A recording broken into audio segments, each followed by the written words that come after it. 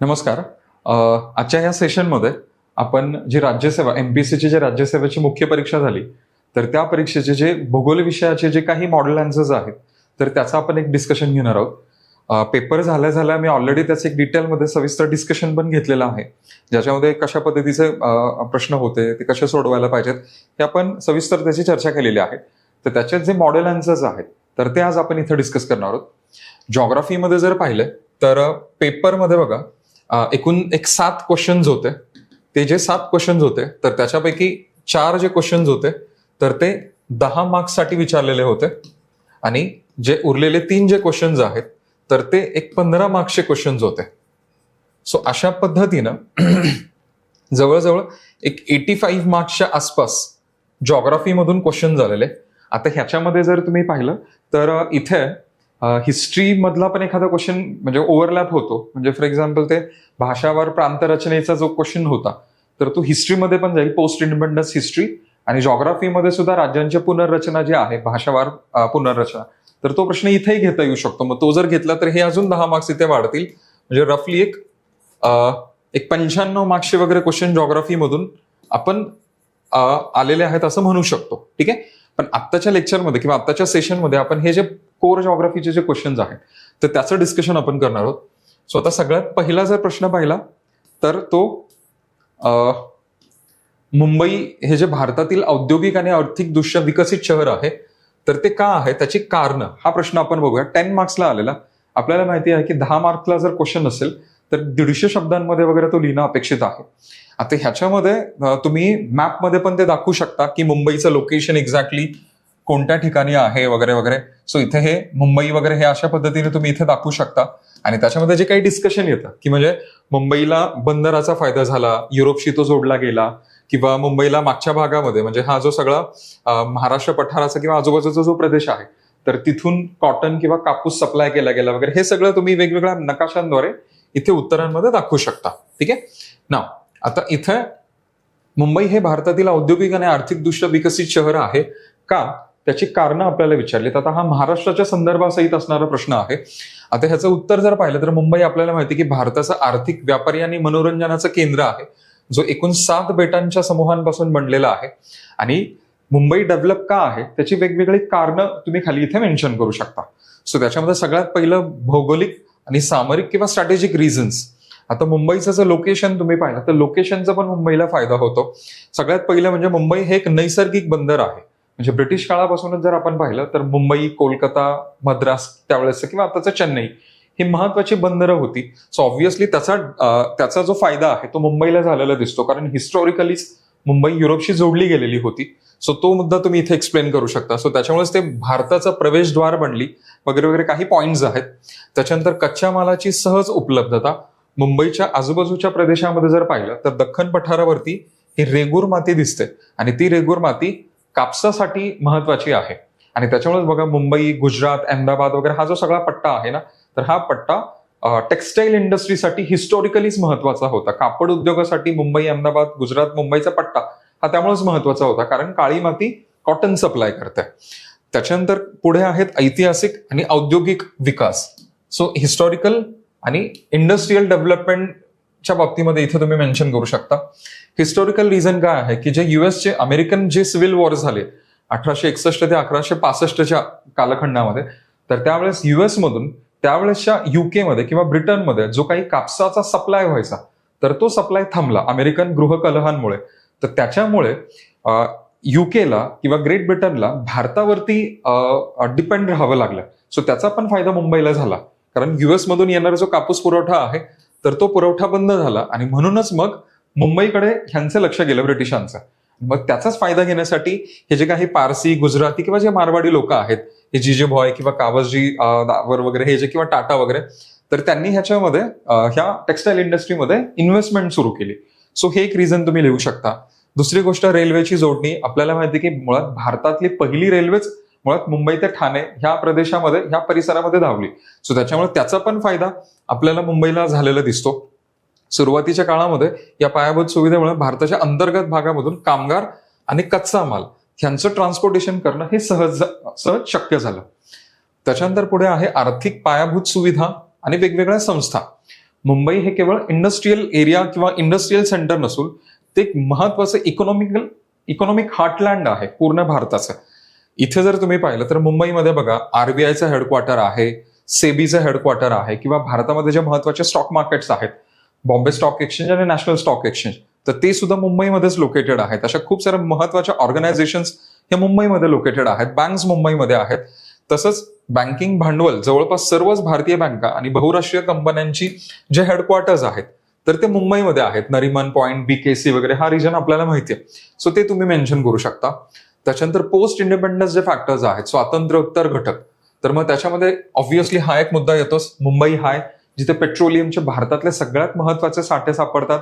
सागर सम्राट वगैरेची तेल विहीर आहे, तर त्याचा शोध लागल्याचाही फायदा झाला. पेट्रोकेमिकल इंडस्ट्री फ्लरिश झाली, केमिकल इंडस्ट्री फ्लरिश झाली, फर्टिलायझर इंडस्ट्री फ्लरिश झाली.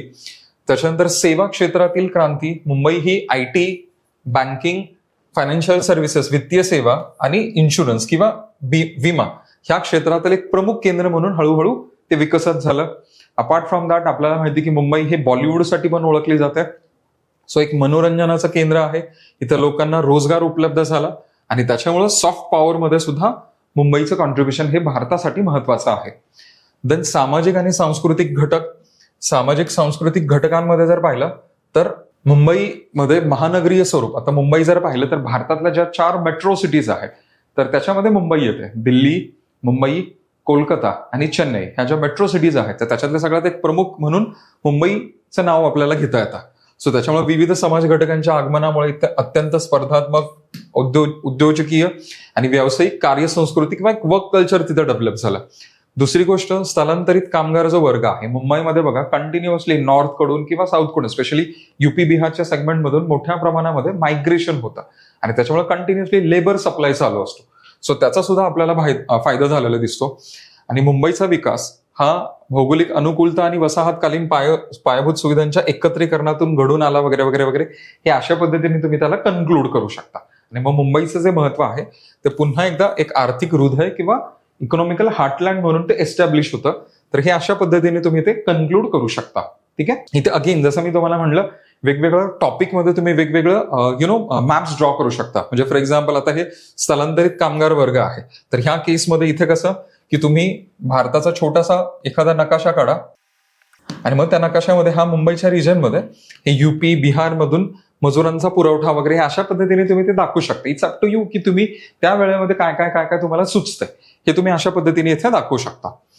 देन नेक्स्ट पुढचा जो क्वेश्चन आहे, टिपाल्या 2 शॉर्ट नोट्स विचारलेले होते इथे, 5-5 मार्क्सला 2 होत्या. तर 5 मार्क्सला जेव्हा शॉर्ट नोट विचारली जाते मिनिमम तुम्हाला 100 शब्द लिहावे लागतील. मी मागे पण हा मुद्दा मांडला होता बघा की युपीएससीने जे क्वेश्चन्स आहेत ते 10 मार्क्सचे ठेवलेले आहेत, पण एमपीएससीने त्या 10 मार्क्सलाच 5-5 मार्क्समध्ये इथे स्प्लिट केले.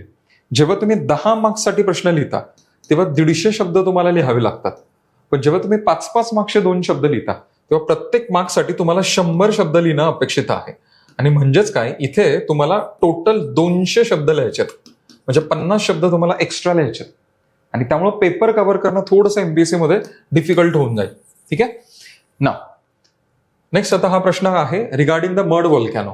मड व्हॉल्कॅनो म्हणजे हा काय रेग्युलर व्हॉल्कॅनो सारखा नसतो, हे न्यूज मध्ये होतं actually last year. So mud volcano जो टॉपिक आहे किंवा हा जो क्वेश्चन आहे तर हे अंदमान निकोबारच्या रिजनमध्ये हे मड व्हॉल्कॅनोच्या बाबतीमध्ये न्यूज आलेली, तर त्याला धरून हा प्रश्न विचारलेला होता की साऊथ एशियामधलं, दक्षिण आशियामधलं एकमेव सक्रिय चिखल ज्वालामुखी हा आपल्याला भारतामध्ये स्पेशली अंदमान निकोबारच्या बेटांच्या आसपास आपल्याला बघायला मिळतो. आता हे मड व्हॉल्कॅनोज काय असतात की जो ट्रेडिशनल रेग्युलर जो व्हॉल्कॅनो आपण त्याला म्हणतो तर त्याच्यामधून लावारस किंवा शिलारस बाहेर येतो, पण इथे लावारस किंवा शिलारसाच्या ऐवजी चिखल, गाळ किंवा त्याचे वेगवेगळे जे गॅसेस असतात तर ते कंटिन्युअसली बाहेर येतात आणि त्याच्या चिखलाचे असे शंकू तयार होतात छोटे, तर त्याला मड व्हॉल्कॅनो असं म्हणलं जातं. सो मड व्हॉल्कॅनोमध्ये काय होतं तर चिखल, पाणी आणि वेगवेगळ्या मिश्रणांचा इथे उद्रेक होत असतो. ह्याची निर्मिती प्रक्रिया काय होते, कशी होते, जसं व्हॉल्कॅनोमध्ये आपण प्लेट टेक्टोनिक्सचा संबंध घेतो की 2 प्लेट्स एकत्र येतात, जड भूपट्ट खाली जातो वगैरे वगैरे, आणि मग तो खाली गेलेला भूपट्ट मेल्ट होऊन परत वर येतो लावारसाच्या स्वरूपामध्ये आणि त्याच्यामुळे व्हॉल्कॅनो तयार होतो. सो तशाच पद्धतीचं ते नाही पण तशाच पद्धतीचं प्रोसेस इथे आपल्याला झालेले दिसते. जिथे नमवनी क्षेत्र असतं म्हणजे जे सबडक्शन झोन आहे, सबडक्शन झोन म्हणजे काय, की जिथे एक भूपट्ट दुसऱ्या भूपट्टाच्या खाली किंवा एक प्लेट दुसऱ्या प्लेटच्या खाली जाते, तर जिथे ती खाली जाते तर हा जो रिजन आहे हा सगळा, तर त्याला आपण म्हणतो सबडक्शन झोन. सो ह्या सबडक्शन झोन मध्ये काय होतं बघा, की अंदमान बेटांचा जर रिजन तुम्ही पाहिला तर तिथे बर्मीज प्लेट आणि इंडियन प्लेट ह्या दोन्हींमध्ये कन्व्हर्जन होतं. आणि ह्या केसमध्ये इंडियन भूपट्ट किंवा जो भारतीय भूपट्ट आहे तो बर्मीज भूपट्टाच्या खाली सरकतो. म्हणजे या केसमध्ये हा भारतीय भूपट्ट आहे आणि हा बर्मीज भूपट्ट आहे. आणि हा बर्मीज भूपट्टाच्या खाली इंडियन भूपट्ट खाली सरकतो आणि तो सरकल्यामुळे दाब तयार होतो, प्रेशर तयार होतो आणि त्या प्रेशरमुळेच जो चिखलगाळ वगैरे आहे तो इथे वर येतो. अशा पद्धतीने तुम्हाला ते इथे सांगावं लागेल. वेगवेगळ्या वायूंची निर्मिती, भूमिगत जे सेंद्रिय पदार्थ आहेत तर त्यांच्या विघटनामुळे मिथेन वगैरे तयार होतो. हा जो सेंद्रिय पदार्थ आहेत किंवा जे ऑर्गॅनिक रेसिड्यूज आहेत किंवा ऑर्गॅनिक मॅटर आहेत तर ते जेव्हा डिकम्पोज होतं, कार्बन डायऑक्साईड, मिथेन यासारखे गॅसेस रिलीज होतात आणि हे गॅसेस वरती जेव्हा पॉपअप होतात तर तेव्हा त्याच्यापासून मड वोल्कॅनो तयार झालेला दिसतो. आणि हे खूप सुपरफिशियल असतात. रेग्युलर शिलर्स खूप जास्त खोलीवरून येतो आणि इथे जो चिखलगाळ येतो तो वरच्या भागातनं येतो. आणि मग त्या हे जे चिखलगाळ आहे तर त्या दाबामुळं हे वायू पृथ्वीच्या पृष्ठभागातील भेगांमधून वर येतात आणि त्यांच्यासोबतच हे सूक्ष्म गाळयुक्त चिखल सुद्धा वर येत असतो. ठीक आहे, हे सिंपल आहे. मड वोल्कॅनो नावामध्येच आहे की त्याच्यामध्ये चिखलगाळ असतं इन्स्टेड ऑफ लावारस. भूपृष्ठावरील स्वरूप जर पाहिलं तर भूपृष्ठावरती पोहोचल्यानंतर चिखल तिथे साचून शंकूच्या आकाराचा ढिगारा तयार होतो. जसं आपण व्हॉल्कॅनिक कोन्स असं म्हणतो, ज्वालामुखीय शंकू, तसंच हे चिखलाचे शंकू तयार होतात आणि त्यांच्या मधल्या भागामध्ये मग विवर तयार होतं. ठीक आहे ना. नेक्स्ट आहेत त्याची वैशिष्ट्य. आता ह्या मड व्हॉल्कॅनोचं जर वैशिष्ट्य तुम्ही पाहिलं तर तापमान त्याचं कमी असतं.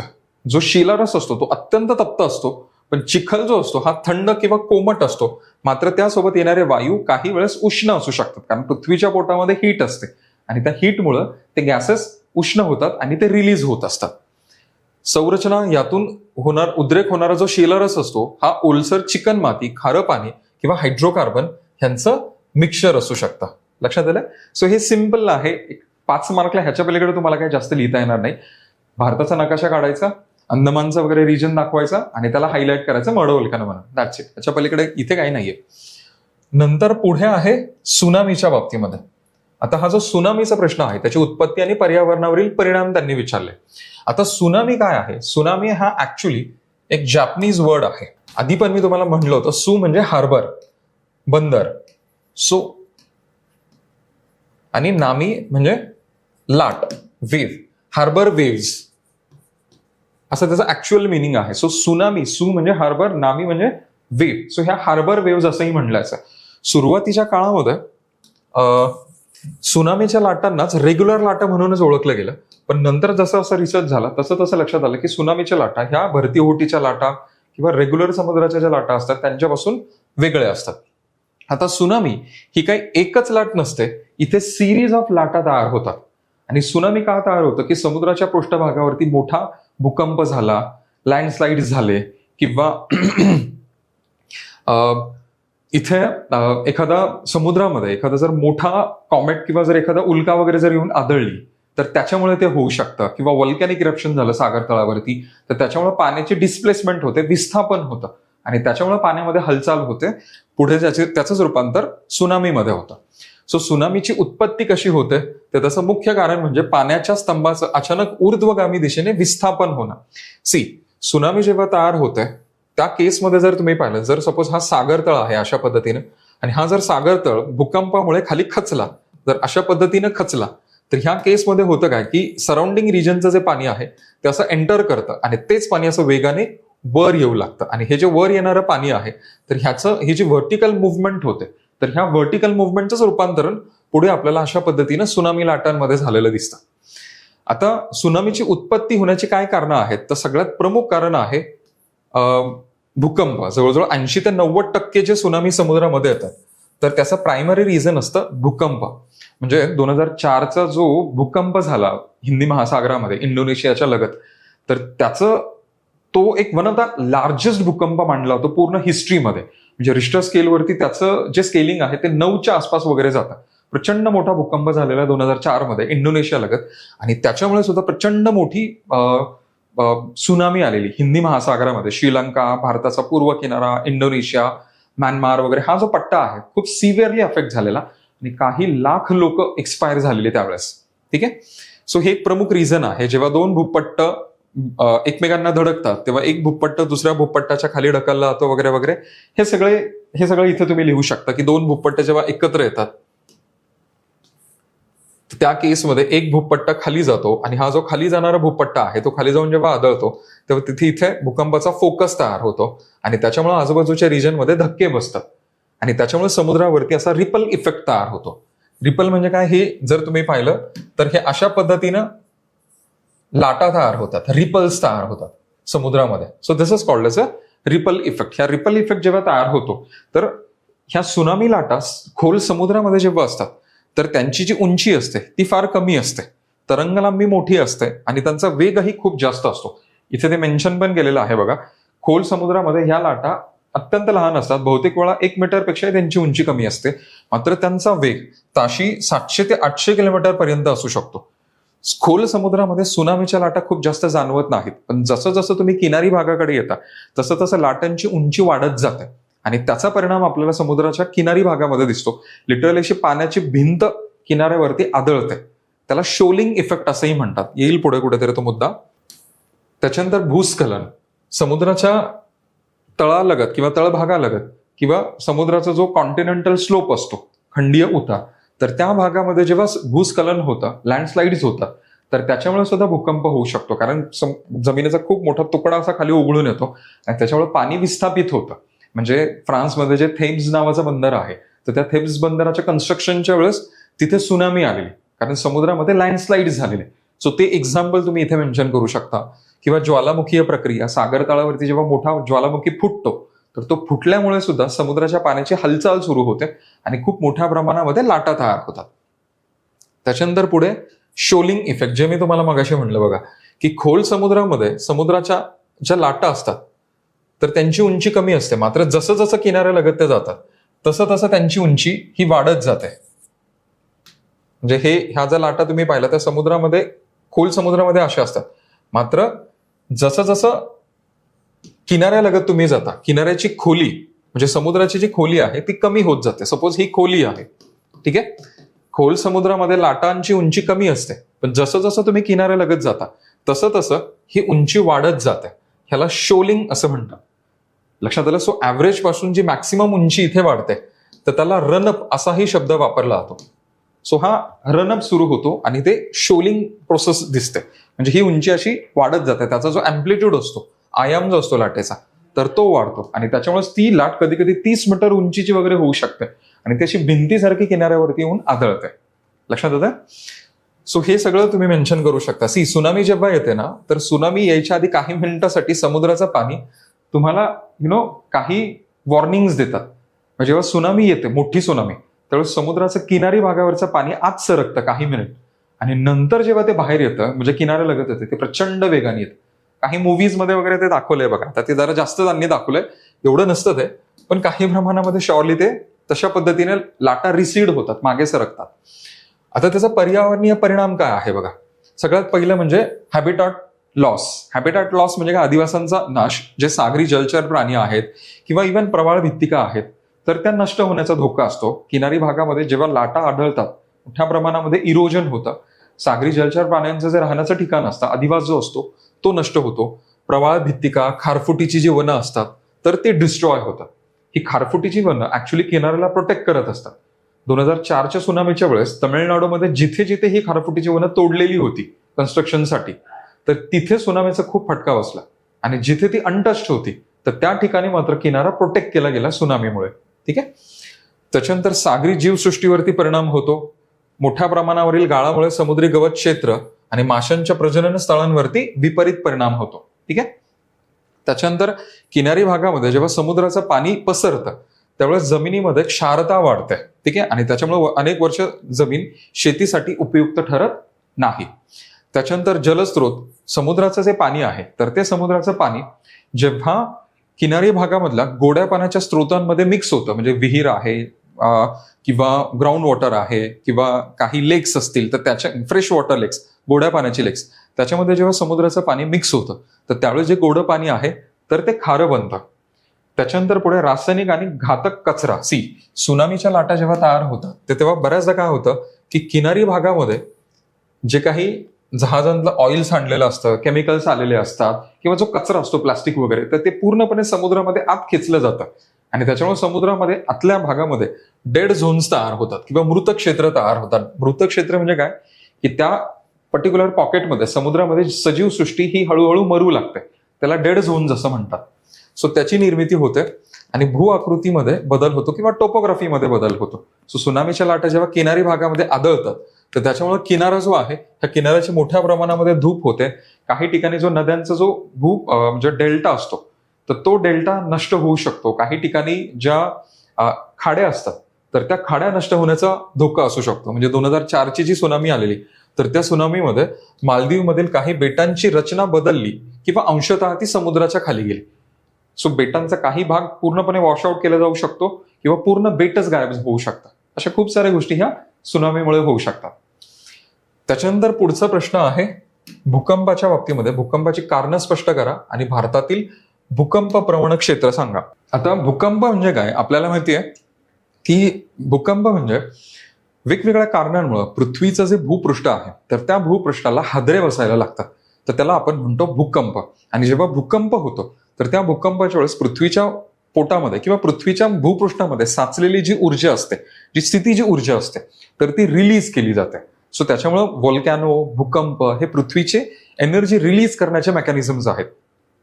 पृथ्वी दिसताना आपल्याला शांत दिसते, मात्र दरवर्षी पृथ्वीवरती 50,000पेक्षा जास्त भूकंप होतात आणि हे भूकंप सातत्याने पृथ्वीला डायनामिक ठेवत असतात. आता हे जे भूकंप आहेत हे भूकंप का होतात त्याची वेगवेगळी कारणं आहेत. सगळ्यात पहिलं जर प्रमुख कारण तुम्ही पाहिलं तर ऑब्व्हियसली ते आहे प्लेट टेक्टॉनिक्स किंवा भूपट्टीय कारणं. सो भूपट्टीय कारणं म्हणजे काय की प्लेट टेक्टॉनिक्स मध्ये आपल्याला माहिती की आपण 3 प्रकारच्या बाउंड्रीज बघतो. कन्व्हर्जिंग बाउंड्री किंवा विध्वंसक सीमा, डायव्हर्जंट किंवा निर्माणकारी सीमा, ट्रान्सफॉर्म किंवा रूपांतरण सीमा. सो ह्या केसमध्ये होतं काय की कन्व्हर्जिंग बाउंड्रीमध्ये जेव्हा 2 भूपट्ट एकत्र येतात तेव्हा जड भूपट्ट खाली जातो आणि हा जो खाली जाणारा भूपट्ट आहे तर तो खाली जाऊन जमिनीमध्ये जेव्हा प्रावरणामध्ये हिट करतो तर इथे भूकंपाचा फोकस असू शकतो किंवा ज्या ठिकाणी 2 भूपट्टांचा कॉन्टॅक्ट असतो तिथे सुद्धा शॅलो फोकस अर्थक्वेकचा फोकस असू शकतो. सो ही पहिली प्लेट. त्याच्यानंतर दुसरं, जेव्हा 2 प्लेट एकमेकांपासून दूर जातात तर त्या दूर जाणाऱ्या प्लेटच्या मध्ये जी फट तयार होते, प्रायमरली ह्या फटीमधून लावा बाहेर येतो आणि हा लावा वर येत असताना ह्या सराउंडिंग रिजनमध्ये धक्के देत तो वर येतो आणि त्याच्यामुळे सुद्धा ह्या आजूबाजूच्या परिसरामध्ये आपल्याला भूकंप तयार झालेला दिसतो. त्याच्यानंतर तिसरी जी प्लेट आहे ट्रान्सफॉर्म बाउंड्री. जेव्हा 2 भूपट्ट असे लॅटरली पार्श्व पद्धतीने एकमेकांना पार्श्वीय दिशेमध्ये अशा पद्धतीने घासतात तर त्या घासण्यामुळे सुद्धा भूकंप होऊ शकतो. म्हणजे फॉर एक्झाम्पल अँड्र्यूज जो फॉल्ट आहे अमेरिकेचा जो पश्चिम भाग आहे, पश्चिम किनारा, पॅसिफिक किनारा, तर तिथे ह्या सॅन अँड्र्यूज फॉल्टमध्ये आपल्याला ट्रान्सफॉर्म बाउंड्री तयार झालेली दिसू शकते. कन्व्हर्जिंग बाउंड्रीचं एक्झाम्पल जर पाहिलं तर आपल्याकडे हिमालयामध्ये अशा पद्धतीचा भूकंप होतो. डायव्हर्जिंग प्लेटच्या बाउंड्रीमध्ये जर पाहिलं, डायव्हर्जिंग बाउंड्रीमध्ये तर जिथे मिड अटलांटिक रिज आहे, मध्य अटलांटिक पर्वतरांग, जिथे डायव्हर्जिंग प्लेट आहे तर तिथे हे अशा पद्धतीचा भूकंप होऊ शकतो. त्याच्यानंतर दुसरं रिझन आहे व्होल्कॅनिक इरप्शन, ज्वालामुखीय कारण. आपल्याला माहिती की जेव्हा मोठा ज्वालामुखी फुटतो तर त्या फुटल्यामुळे सुद्धा किंवा त्याच्या उद्रेकामुळे सराउंडिंग रिजनमध्ये धक्के बसतात आणि त्याला व्होल्कॅनिक अर्थक्वेक्स असंही म्हणलं जातं, सिम्पली ज्वालामुखीय भूकंप असंही त्याला म्हणतात. त्याच्यानंतर मानवनिर्मित काही कारणं आहेत बघा. एक आहे रिझर्वॉयर इंड्युस्ड सिस्मिसिटी, जलाशयांनी प्रेरित भूकंप. म्हणजे काय की सपोज एखादा जलाशय अशा पद्धतीने आपण इथे बांधलाय, एखादं धरण आपण बांधलंय तर हे धरणाचं पाणी आहे, ठीक आहे. तर ह्या पाण्याचं वजन जमिनीवरती कंटिन्युअसली पडत असतं खडकांवरती आणि हे जे जलाशयाचं पाणी आहे तर त्याची पातळी सीझनली कमी जास्त होत असते. उन्हाळ्यामध्ये पातळी कमी होते, हिवाळ्यामध्ये वाढते आणि ती पातळी जेव्हा कमी जास्त होते तर त्याचं प्रेशर ह्या खालच्या खडकांवरती कमी जास्त होऊ लागतं आणि एका पॉईंटला खडकांमध्ये अशी स्लिपरी मुवमेंट होते आणि भूकंप होतो. त्याचं क्लासिक एक्झाम्पल जर पाहिलं तर आपलं कोयना धरण आहे बघा. 1967 भूकंप असेल कोयनेचा, किंवा हुवर डॅम आहे US मध्ये कोलोराडो नदीवरती, तर तिच्यामुळे होणारे भूकंप हे जनरली रिझर्वॉयर इंड्युस्ड असतात. त्याच्यानंतर खाणकाम किंवा फ्रॅकिंगमुळे, जेव्हा आपण खाणकाम करतो, जमीन खोदत असतो, जमिनीला हादरे बसतात, काही वेळेस खाणी कोसळतात, त्याच्यामुळे जमिनीला हादरे बसतात. फ्रॅकिंग जेव्हा केलं तर फ्रॅकिंग म्हणजे काय की जनरली काय करतात की जे ऑइल वेल असते, ही जी तेल विहीर आहे, तर त्या तेल विहिरीमधून वेगवेगळ्या प्रकारचे म्हणजे पाणी, केमिकल्स आणि वेगवेगळे वायू हे अशा पद्धतीने खाली सोडले जातात आणि जिथे खडकांचा एक सलग भाग आहे ज्यांच्यामध्ये उरला सुरला ऑइल किंवा गॅस राहिलेला असतो शिल्लक, तर त्यांच्यामध्ये फ्रॅक्चर्स तयार केले जातात. आणि ह्या फ्रॅक्चर जे असतात, सपोज इथून ते ह्या ऑइल वेल मधून किंवा ऑइल रिग मधून हे सगळं पाणी, केमिकल्स असे आत सोडलेत, गॅसेस आत सोडलेत आणि ते ह्या जमिनीमध्ये असे इथे पुढे क्रॅक्स बनवतात पुढे. आणि त्या क्रॅक्स मधून खूप वेगाने, खूप जोरात प्रेशरच्या अंडर हे पाणी, केमिकल्स आणि गॅसेस जेव्हा सोडले जातात, तर तेव्हा ह्या क्रॅक्स मध्ये अडकलेलं जे पेट्रोलियम आणि गॅस आहे तर ते बाहेर पडतं. पण ह्या प्रोसेसमध्ये होतं काय की खडकांवरती प्रचंड दाब निर्माण होतो आणि त्याच्यामुळे भूकंप होण्याची शक्यता असते. किंवा पुढचं रिझन आहे अणुचाचण्या. मोठ्या मोठ्या जेव्हा तुम्ही अणुचाचण्या करता, तर त्या अणुचाचण्यांमुळे किंवा जे ॲटॉमिक टेस्ट असतात, न्यूक्लिअर टेस्ट असतात, तर तो स्फोट जेव्हा होतो त्या स्फोटामुळे सुद्धा आजूबाजूच्या रिजनमध्ये आपल्याला भूकंप होण्याची शक्यता वाढते. ठीक आहे. सो ही काही अशी रिझन्स आहेत. त्याच्यानंतर भूकंप, भारतातील भूकंप प्रवण क्षेत्राचं म्हणजे भूकंपाचं वितरण पाहिलं तर ते इथे तुम्हाला ह्या नकाशामध्ये बघता येतं. ठीक आहे. आता भारतामध्ये जे भूकंप प्रवण क्षेत्र आहे तर ते जर तुम्ही पाहिलं तर मुख्यतः ते दिसतं आपल्याला हिमालयामध्ये. जम्मू काश्मीर, हा उत्तराखंड, हिमाचल प्रदेशचा भाग, त्याच्यानंतर आसाम, अरुणाचल प्रदेश, त्याच्यानंतर इकडे अंदमान निकोबारचा प्रदेश आणि इकडे हा कच्छ वगैरेचा प्रदेश. तर हा सगळ्यात जास्त भूकंप होणारा क्षेत्र आहे. इथे सगळ्यात जास्त भूकंप का होतात, कारण हा जर भाग तुम्ही पाहिला ना तर हा ऍक्च्युली कन्व्हर्जिंग बाउंड्रीवरती आहे. म्हणजे ही पूर्ण इंडियन प्लेट आहे, इकडे ही युरेशियन प्लेट आहे. ठीक आहे. आणि हा पूर्ण भाग अशा पद्धतीनं हा कन्व्हर्जिंग बाउंड्रीवरती येतो आणि त्यामुळं इथे आपल्याला वारंवार भूकंप झालेले दिसतात. जे ब्युरो ऑफ इंडियन स्टँडर्ड्स आहेत, BIS, तर BISने भारतामध्ये जे वेगवेगळे क्षेत्र आहेत भूकंपासाठी तर ते हायलाईट केलेले आहेत आणि त्यांना वेगवेगळ्या झोन्समध्ये आयडेंटिफाय केल्या. म्हणजे 5वा झोन, झोन 5, अति उच्च नुकसान धोका किंवा झोन 5 हा सगळ्यात जास्त सक्रिय प्रदेश आहे, जो मी आता तुम्हाला दाखवला बघा. जम्मू काश्मीर पासून नॉर्थ ईस्ट पर्यंत, त्याच्यानंतर कच्छ आणि अंदमान निकोबारचा हा पट्टा. त्याच्यानंतर दुसरं क्षेत्र उच्च नुकसान क्षेत्र, अगेन जम्मू काश्मीरच्या आजूबाजूचा प्रदेश, काश्मीर, हिमाचलचा उर्वरित भाग, दिल्ली, सिक्कीम वगैरे वगैरे हा प्रदेश आणि महाराष्ट्रातील काही कोयने वगैरेचा जो प्रदेश आहे तर तो.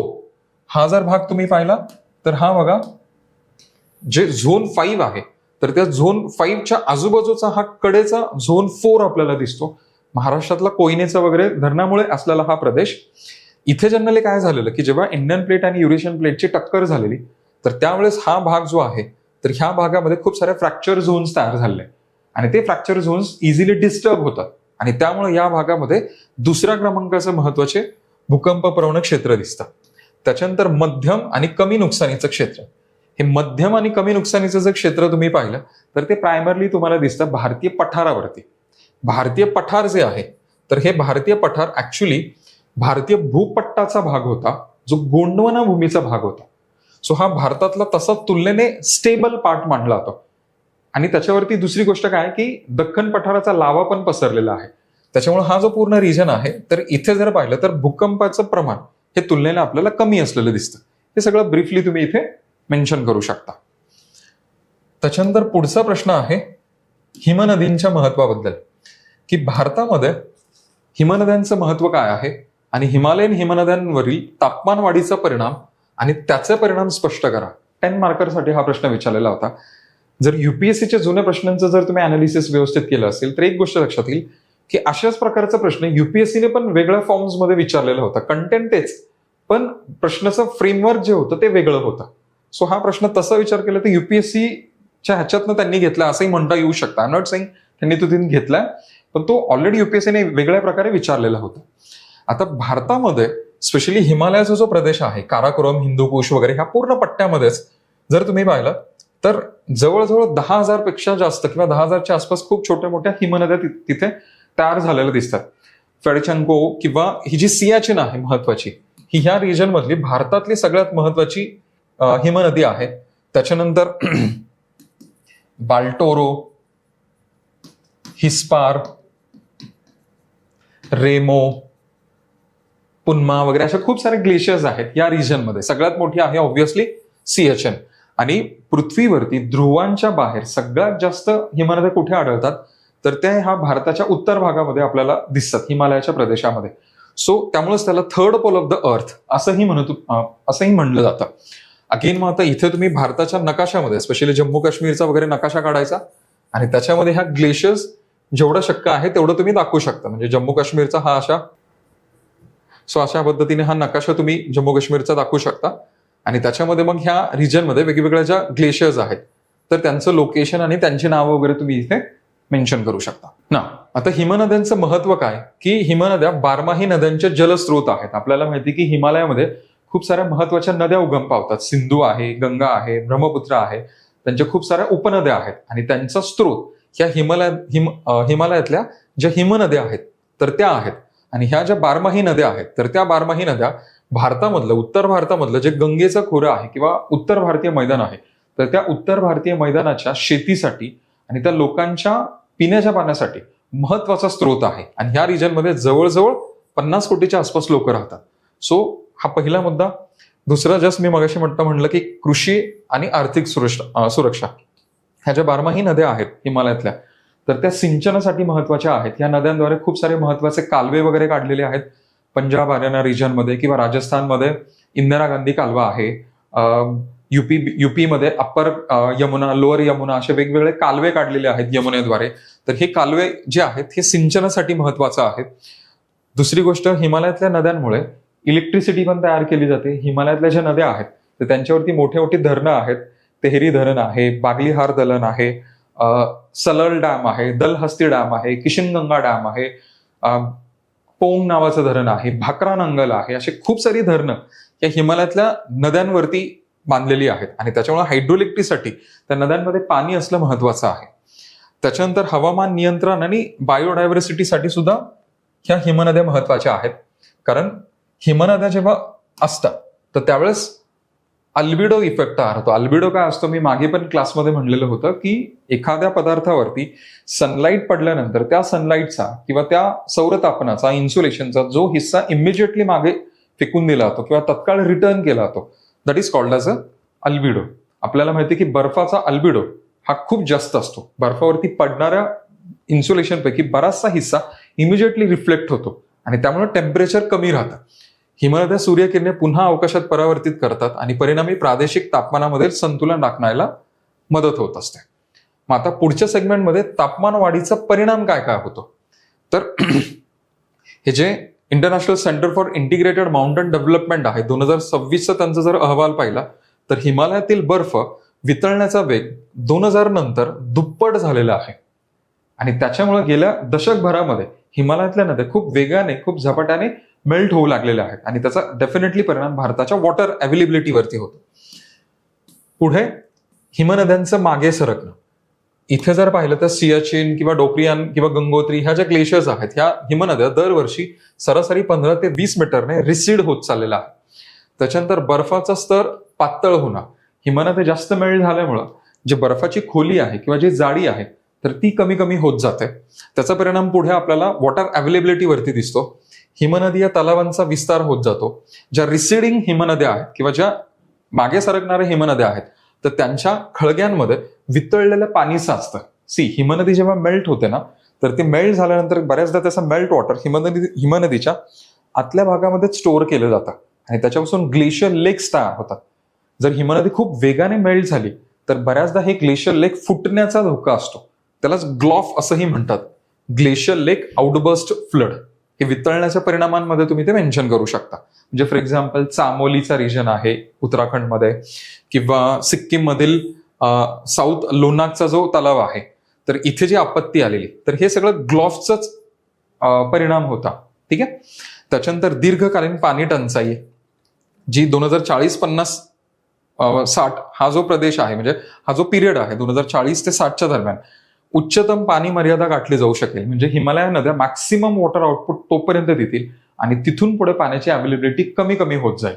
सो त्याच्यामुळे 2060 नंतर हे ओलांडल्यानंतर हिमनद्यांमधून मिळणारे पाणी मोठ्या प्रमाणामध्ये कमी होईल आणि त्यामुळे बारमाही ज्या नद्या आहेत गंगेसारख्या तर त्यांचं कन्व्हर्जन हंगामी नद्यांमध्ये होईल. असं खूप सारे तुम्ही पॉईंट इथे लिहू शकता. ऊर्जा आणि पायाभूत सुविधांसंदर्भातील धोके. हिमनद्यांमधील धूप वाढल्यामुळं गाळाचं संचयन वाढतं आणि त्याच्यामुळं जे टर्बाईन्स फिरवले जातात धरणांमध्ये, धरणांच्या पुढच्या भागामध्ये, तर त्यांचं नुकसान होण्याचा धोका जास्त असतो. धरणांचं आयुष्य कमी होत जातं, कारण खूप जास्त गाळ जेव्हा धरणामध्ये साचतो तो गाळ काढणं खर्चिक विषय असतो आणि धरणाचं जे पाण्याची पातळी आहे तर ती मग हळूहळू हळूहळू वर येऊ लागते गाळामुळे. ठीक आहे. सो हे सगळं तुम्ही इथे मेन्शन करू शकता. पुढे कृषी आणि अन्न सुरक्षेवरील परिणाम. व्हेरी ऑब्विस की जर हिमनद्या मेल्ट झाल्या तर उत्तर भारतीय मैदानामधली वॉटर अवेलेबिलिटी कमी होईल, सिंचनाला पाणी कमी होईल, त्यामुळे अन्न सुरक्षितता धोक्यात येईल. भारतामधली सगळ्यात महत्वाचा ऍग्रिकल्चरल लँड कोणता असेल तर तो पंजाब हरियाणापासून वेस्टर्न युपी पर्यंतचा हा पट्टा आहे. आणि हा पट्टा मेजरली हिमालयातल्या नद्यांनी जलोत्सारित केला जातो किंवा ड्रेन केला जातो. त्याच्यानंतर पुढे आहे भूराजकीय तणाव. भारतातल्या ज्या नद्या आहेत तर त्या भारताच्या पलीकडून तिबेटमधून सुरू होतात आणि बऱ्याचदा मग चायना, इंडिया किंवा ब्रह्मपुत्रेसारखी नदी पुढे इंडियामधून बांगलादेशमध्ये जाते, तर त्यांच्या पाणी वाटपावरून वाद निर्माण होण्याची शक्यता आहे. म्हणजे फॉर एक्झाम्पल आता हा जो नॉर्थ ईस्ट मधला जर भाग तुम्ही पाहिला तर नॉर्थ ईस्ट मध्ये बघा ही जी ब्रह्मपुत्रा आहे, ही ब्रह्मपुत्रा अशा पद्धतीने भारतामध्ये एंटर करते आणि इथून पुढे मग ती धुबरीच्या पलीकडे बांगलादेशमध्ये जाते. सो इथे ब्रह्मपुत्रेला जो ग्रेट बेंड तयार होतो तर त्या बेंड पाशी चायना जगातलं सगळ्यात मोठं एक धरण बांधतंय. मेडॉग काउंटी नावाचा प्रदेश आहे, तर त्या मेडॉग नावाचं धरण तिथे बांधतंय. 60,000 मेगावॅट वगैरे त्याची कॅपॅसिटी असेल. भारतातलं जे सगळ्यात मोठं धरण आहे तेहरी, त्याच्या 25 पट जास्त त्याची पाणी होल्ड करण्याची कॅपॅसिटी असेल. 2033-32 पर्यंत त्याचं कन्स्ट्रक्शन कम्प्लीट होईल. त्याचं कन्स्ट्रक्शन लास्ट इयर सुरू झालं 2025ला. मग जेव्हा असं मोठं धरण जेव्हा बांधलं जाईल तर ऑब्व्हियसली भारतामध्ये येणाऱ्या पाण्याचं जे प्रमाण आहे ब्रह्मपुत्रेमधून तर ते प्रमाण कमी होत जाईल. लक्षात आलंय. सो त्याच्यामुळे मग चायना इंडिया सारखे वाद वगैरे सुरू होतील. हा सगळा मुद्दा इथे तुम्हाला मेन्शन करता येतो. त्याच्यानंतर पुढे हे काही फॅक्च्युअल डेटा वगैरे इथे दिलेला आहे. जस्ट तुम्ही त्यानंतर ह्याच्यामध्ये बघून घ्या मॉडेल अँसर्स मध्ये. देन नेक्स्ट आता 15 मार्क्सचे क्वेश्चन्स आहेत. नॉर्थ अमेरिकन जो खंड आहे तर त्याची भूरचनात्मक विभागांची वैशिष्ट्य विचारली. खरं तर आपण हा पाठ बऱ्यापैकी प्रिलिम्सला मॅपिंगच्या दृष्टीने करतो, पण त्यांनी इथे मेन्समध्ये नॉर्थ अमेरिकेचे जे वेगवेगळे फिजिओग्राफिक डिव्हिजन्स आहेत तर त्याच्या बाबतीमध्ये त्यांनी इथे विचारलेलं आहे आपल्याला. ठीक आहे. नॉर्थ अमेरिकेमध्ये जर तुम्ही पाहिलं तर नॉर्थ अमेरिका हा जगातला 3ऱ्या क्रमांकाचा मोठा खंड आहे आफ्टर एशिया अँड आफ्रिका.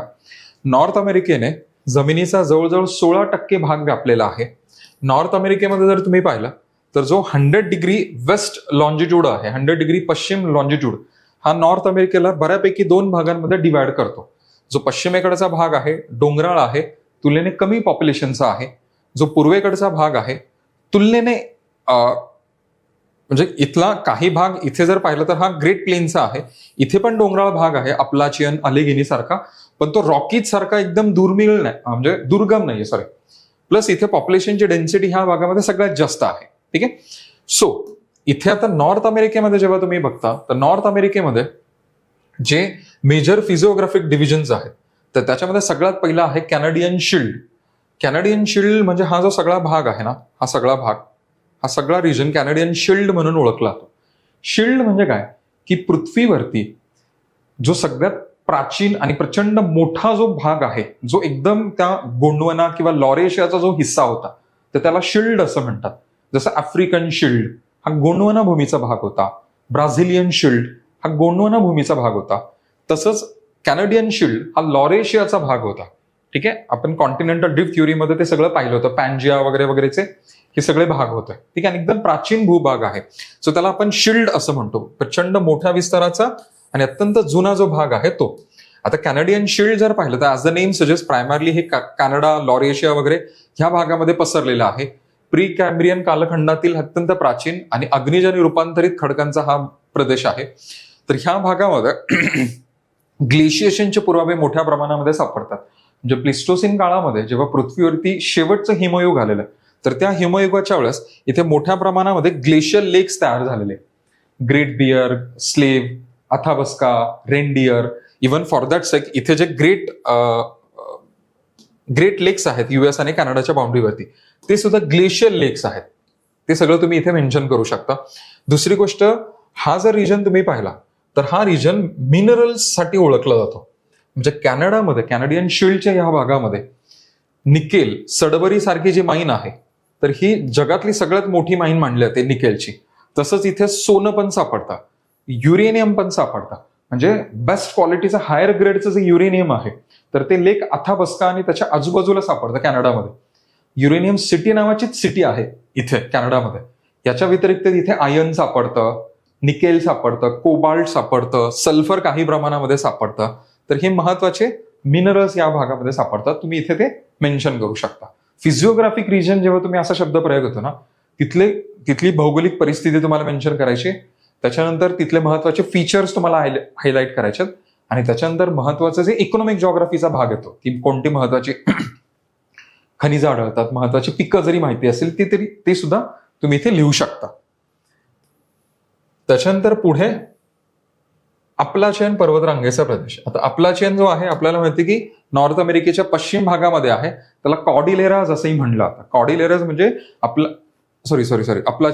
अप्लाचियन पर्वतरांगेचा जो भाग आहे तर तो नॉर्थ अमेरिकेच्या या भागामध्ये, इथे हे जे अप्लाचियन ॲलिघेनी जे पर्वत आहेत, न्यू फाउंडलँड किंवा न्यू इंग्लंड पासून ते खाली अलाबामा पर्यंत हा भाग इथे असा पसरलेला आहे. माउंट मिशेल वगैरे इथलं सर्वोच्च शिखर आहे बघा. सो हा जो रिजन आहे अप्लाचियन, तर जेव्हा आपला अरवली तयार झालेला तर त्याच कालखंडातला हा पर्वत आहे अप्लाचियन. हा एक ओल्ड फोल्ड माउंटन आहे.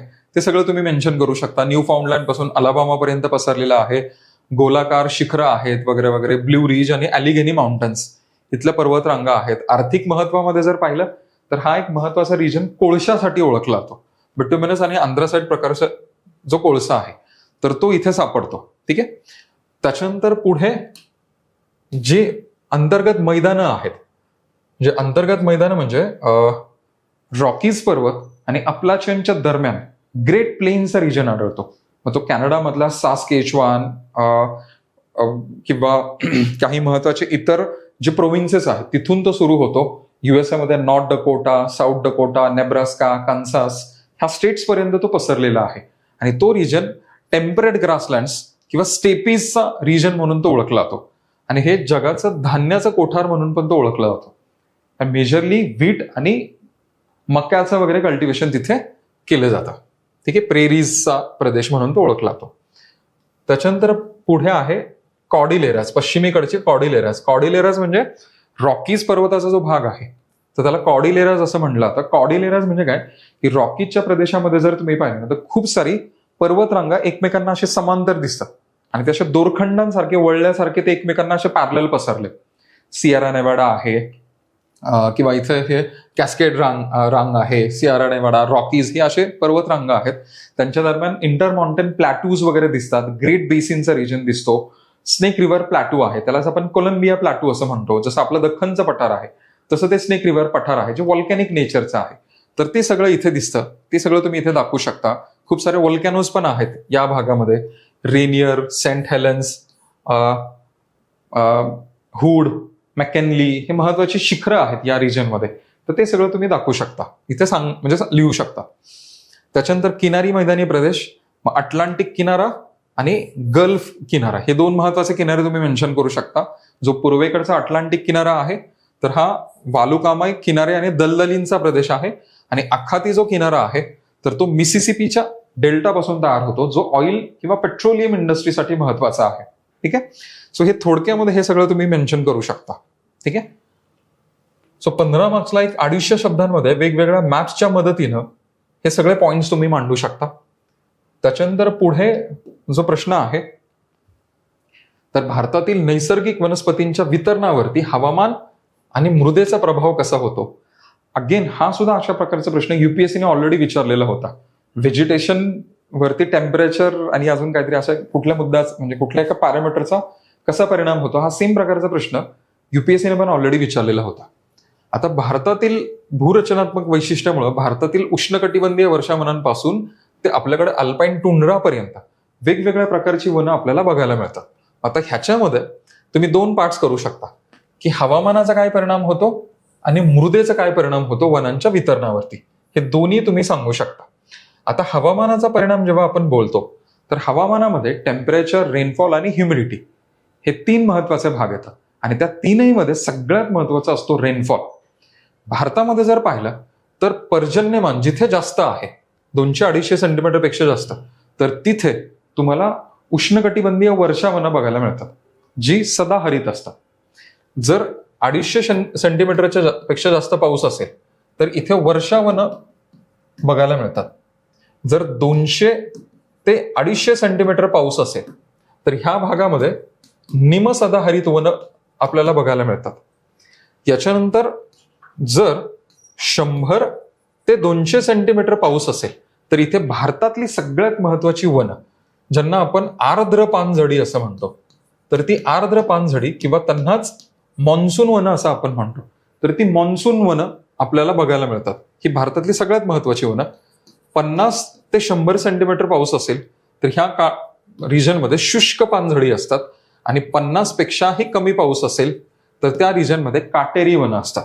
सो हे तुम्ही थोडक्यामध्ये नुसतं एवढं जरी लिहिलं कमी वेळेमध्ये तरी सुद्धा तुम्हाला ते सफिशियंट होऊन जाईल. नेक्स्ट महत्वाचा जो भाग आहे तर तो आहे टेम्परेचर. आता हे टेम्परेचर पण आपल्याला माहिती आहे की हिमालयामध्ये टेम्परेचर कमी आहे, राजस्थानच्या भागामध्ये टेम्परेचर जास्त आहे, पश्चिम घाटाच्या प्रदेशामध्ये टेम्परेचर मॉडरेट आहे वगैरे. अशा पद्धतीनं भारतामध्ये जर तुम्ही टेम्परेचरचा परिणाम पाहिला तर उष्णकटिबंधीय ट्रॉपिकल वनांपासून सब ट्रॉपिकल उपोष्णकटिबंधीय, समशीतोष्ण किंवा टेम्परेट आणि शेवटी अल्पाईन, अशा अल्पाईन कुरणांपर्यंत हे टेम्परेचरनुसार वेगवेगळ्या प्रकारची वनं आपल्याला बघायला मिळतात.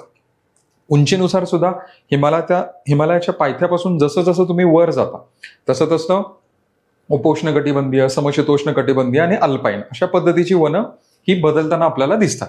सो हे सगळं तुम्ही मेन्शन करू शकता. द नेक्स्ट आहे मृदेचा प्रभाव. मृदेमध्ये पण बघा, जी गाळाची मृदा आहे ती वनांसाठी पोषक असते, मात्र बऱ्यापैकी ह्या रिजन मधली, ह्या सॉइल मधली जी वनं आहेत तराई वगैरेच्या भागातली, तर ती वनं शेतीसाठी तोडली गेलेली दिसतात. त्याच्यानंतर काळी मृदा दख्खनच्या पठारावरती आढळते. सो ही पाणी धरून ठेवते, त्यामुळे ओलावा टिकून राहतो आणि ही सॉइल बाभूळ किंवा इतर गवतांच्या प्रजातींसाठी महत्वाची आहे. ठीक आहे, कारण काळ्या मातीचा प्रदेश असाही कोरडवाहू शेतीचाच प्रदेश आहे, वनांचा प्रदेश तुलनेने कमी आहे, काटेरी वनांचा प्रदेश आहे.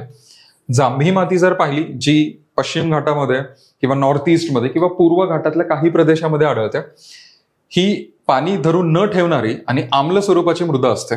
पश्चिम घाट आणि ओडिसाच्या काही भागामध्ये ही आढळते.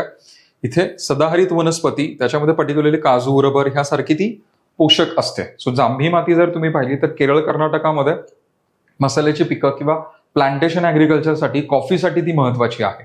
ठीक आहे. क्षारयुक्त आणि दलदलीची मृदा ही जनरली खारफुटींसाठी ओळखली जाते. ठीक आहे. वालुकामय मृदा ही झेरोफायटिक जे व्हेजिटेशन आहे किंवा जे शुष्क निमशुष्क वनस्पती आहेत तर त्यांच्यासाठी ते ओळखली जाते. ठीक आहे. हे थोडक्यामध्ये तुम्ही इथे मेन्शन करू शकता. त्याच्यानंतर पुढे आता शेवटचा प्रश्न 15 मार्क्सचा, जो 2 भागांमध्ये स्प्लिट केलाय त्यांनी. 15 पैकी 10 मार्क्ससाठी त्यांनी समशीतोष्ण चक्रीवादळांची वैशिष्ट्य आणि त्याची हवामान स्थितीवरती विचारलंय आणि पुढच्या 5 मार्कासाठी त्यांनी शक्ती सायक्लोनवरती प्रश्न विचारलेला आहे. आता समशीतोष्ण आवर्त जे असतात त्यांना एक्स्ट्रा ट्रॉपिकल सायक्लोन जसंही आपण म्हणतो. मध्य कटिबंधामध्ये जनरली 35 ते 65 डिग्रीच्या दरम्यान, अक्षवृत्तांच्या दरम्यान हे आपल्याला बघायला मिळतात. आपल्याला माहिती आहे उष्णकटिबंधीय उष्ण वायुराशी आणि ध्रुवीय थंड वायुराशी जिथे एकत्र येतात तर त्या मध्य कटिबंधीय प्रदेशामध्ये हे सायक्लोन्स तयार होतात. मग आता ह्यांची वैशिष्ट्य काय काय आहेत हे सगळं एकदम स्ट्रेट फॉरवर्ड क्वेश्चन आहे बघा. हे ह्यांची उत्पत्ती आपण पाहिलं की 2 वायुराशी एकत्र जिथे येतात तिथे फ्रंट्स तयार होतात. जनरली त्या फ्रंट्स पाशी त्यांची निर्मिती होते, त्याला आपण पोलर फ्रंट असंही म्हणतो. ध्रुवीय आघाड्यांचा जो सिद्धांत आहे 1918चा, तर त्याचा थोडाफार रेफरन्स तुम्ही इथे देऊ शकता. आकार आणि व्याप्ती, हे जे सायक्लोन्स आहेत तर त्यांचा विस्तार 1000 ते 2000 किलोमीटर पर्यंत असू शकतो. उंची त्यांची सरफेस पासून, भूपृष्ठापासून 10 ते 12 किलोमीटर पर्यंत असू शकते. एरियल एक्सटेन्शन किंवा भौगोलिक विस्तार 1 लाख स्क्वेअर किलोमीटर पर्यंत त्यांचा असू शकतो. हालचालीची दिशा, हे सायक्लोन मध्य कटिबंधामध्ये येतात आणि मध्य कटिबंधामध्ये पश्चिमी वारे असतात, त्यामुळे हे सायक्लोन पश्चिमेकडून पूर्वेकडे येतात, पूर्वेकडे मूव्ह करत असतात. हे तुम्ही मेन्शन करू शकता. ऊर्ध्वगामी रचनेचं स्वरूप हे सायक्लोन कोल्ड कोअरचे असतात. कोल्ड कोअर म्हणजे काय की ह्या सायक्लोनच्या मध्यभागी थंड हवा असते आणि त्याच्या भोवती ही उष्ण हवा अशी वर वर वर सरकत असते. सो त्यामुळे त्याला कोल्ड कोअर सायक्लोन असंही म्हणतात. आणि अशा सायक्लोनमध्ये तीव्रता ही वाढत्या उंचीनुसार वरती वाढत जाते, कारण टेम्परेचर कॉन्ट्रास्ट वाढत जातो वरती. सो हा मुद्दा तुम्ही मेन्शन करू शकता. कालावधी, हे सायक्लोन्स बघा वर्षभर तयार होतात, मात्र हिवाळ्यामध्ये त्यांची उंची वाढते, कारण हिवाळ्यामध्ये पृथ्वीवरचा टेम्परेचर कॉन्ट्रास्ट वाढतो. पुढे हे पण मेन्शन करू शकता की ही सायक्लोन जमीन आणि पाणी दोन्हीकडे तयार होतात. ट्रॉपिकल सायक्लोन फक्त जमिनीवरती तयार होतात. हे काही मुद्दे तुम्ही इथे लिहू शकता.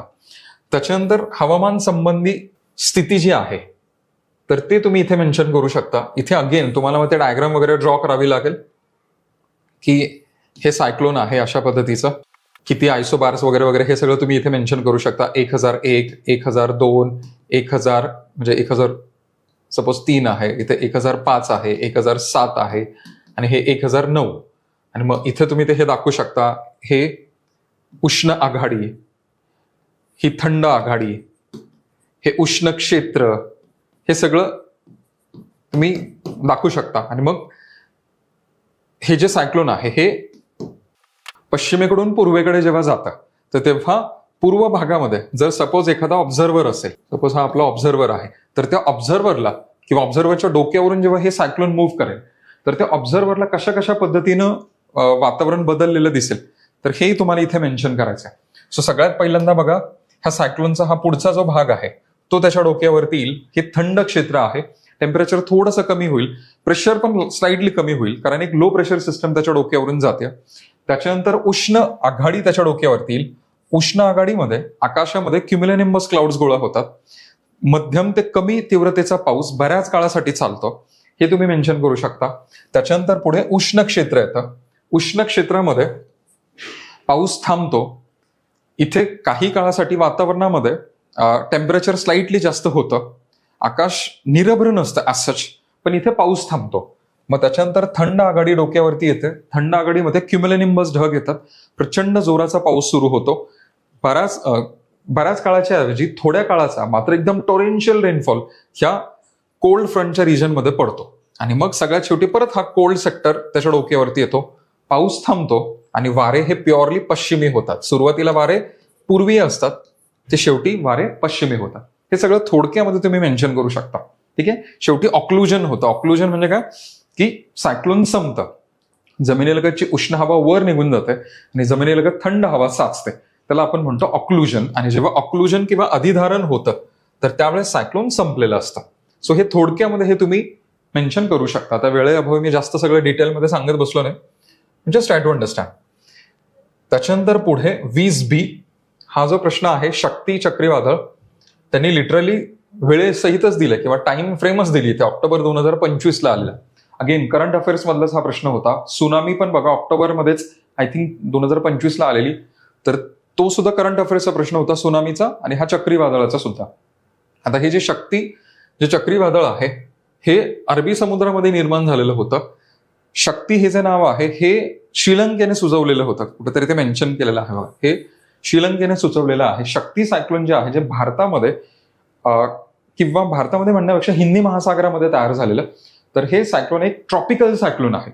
ट्रॉपिकल सायक्लोनच्या बाबतीमध्ये तुम्हाला इथे काही गोष्टी मेन्शन कराव्या लागतील. ठीक आहे.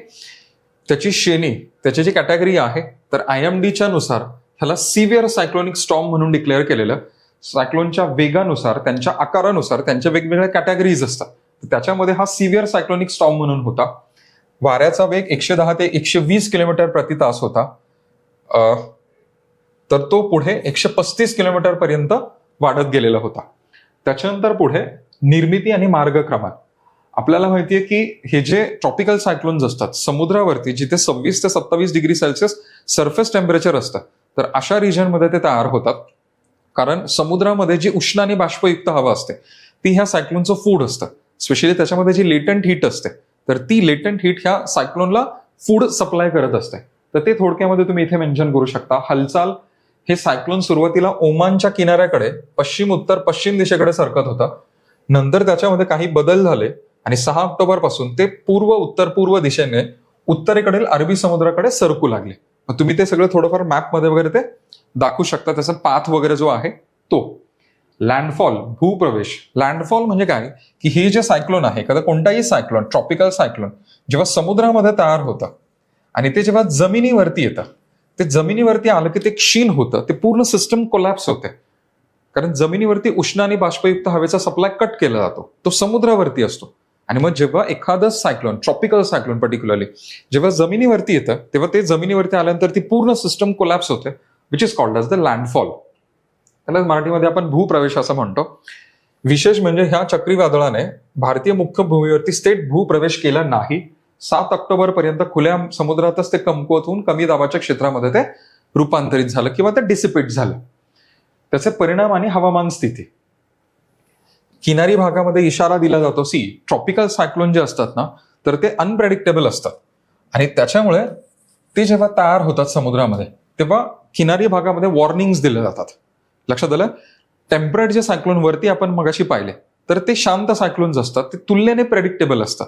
पण हे जे ट्रॉपिकल सायक्लोन्स असतात अनप्रेडिक्टेबल असतात. पृथ्वीवरचा जो ट्रॉपिकल झोन आहे तो हा ट्रॉपिकल झोन अजूनही आपल्याला नीटसा कळालेला नाहीये आणि त्याच्यामुळेच या ट्रॉपिकल रिजन मधले हे सायक्लोन्स, इव्हन या रिजन मधला मॉन्सून आपल्याला पूर्णपणे कळालेला नाहीये.